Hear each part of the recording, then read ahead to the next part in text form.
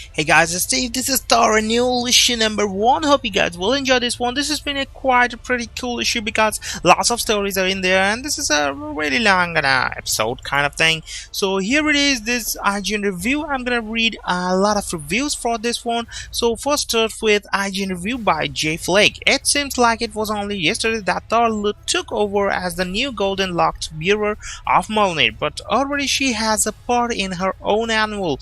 While not essential reading for anyone currently invested in the main story, Thor Annual issue number 1 provides plenty of fun Thor action and drinking, along with a surprising amount of heat.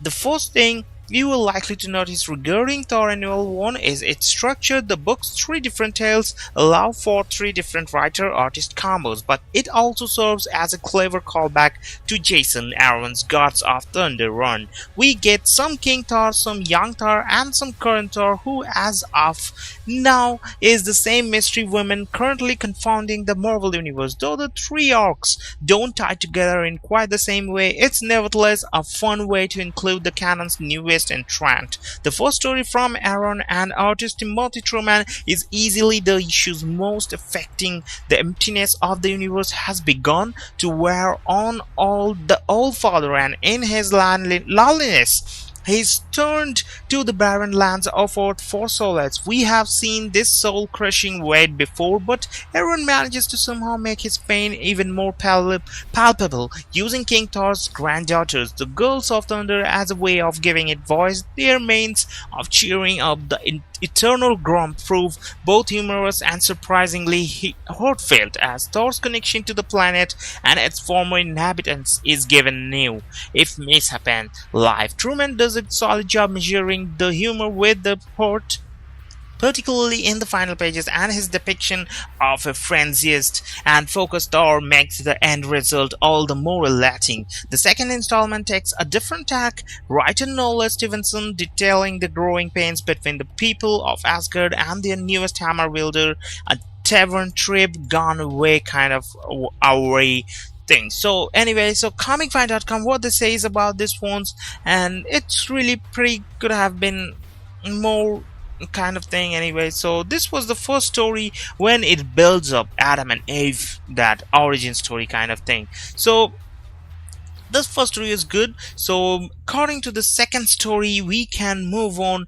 but before that, the first story reminds me of a lot of things that can happen in from this story, because there's a lot of things kind of origin story. So on the second story, Asgardia is over there. The second story is by Noelle Stevenson and Marguerite Sauvage. This one is simply a solid dose of cute. Guess what word comes next? Fun. The visuals are a little stiff and not really as vivid as the other 2 chapters, but considering just how friendly and playful the story is in this one, the visuals fit the tone pretty well. They may not be a style I'm all that fond of, but they work for the story, and that's what really matters. Don't worry, people who hate the new Thor, this one doesn't attempt to insult you. This time Thor's closest friends are having a tough time accepting someone else as the elder of Mjolnir, so they put her through several tests to see if she's really worthy of the powerful hammer. Adorably, mayhem and fun ensues. What I really like about this one is it's not trying to hype the Goddess of Thunder up or say she's the new and improved Thor. The message is instead she's just a different person holding the iconic weapon and thrives for her own reasons. She's not better than Thor, she's just different. Her handling of the scenarios helps show she's able to think on her feet and adapt to challenges in a completely different manner. More importantly, it shows just how surreal becoming the Goddess of Thunder must be, and makes it crystal clear she's realizing every second about it. It's not laugh out loud, funny, or compelling, but it's a cute side story for the new heroine. I think if you are really loving the new character, this will be a pleasant ride. The final story is by CM Punk and Choose Rob Guillory. This is by far the wackiest, most out there and funniest story out of the bunch, and Guillory totally embraces all of the ridiculous fun. His exaggerated expressions and energetic characters really sell all of the loves Punk put in the script. It's a totally over-the-top and cartoonish drinking story that takes ridiculous and hilariously silly turns. I mean, we are talking about a story where Thor has a drinking contest with the devil. If your immediate thought is what bring it on, then you're likely going to really enjoy this one. The last page is a real treat as well. Absolutely didn't see that coming as a Thor God of Thunder fan. I thought the Aaron story was the most rewarding, but this one is the most memorable. It's just so absurd and refuses to take anything seriously. If that's your thing, have at it and enjoy the insanity.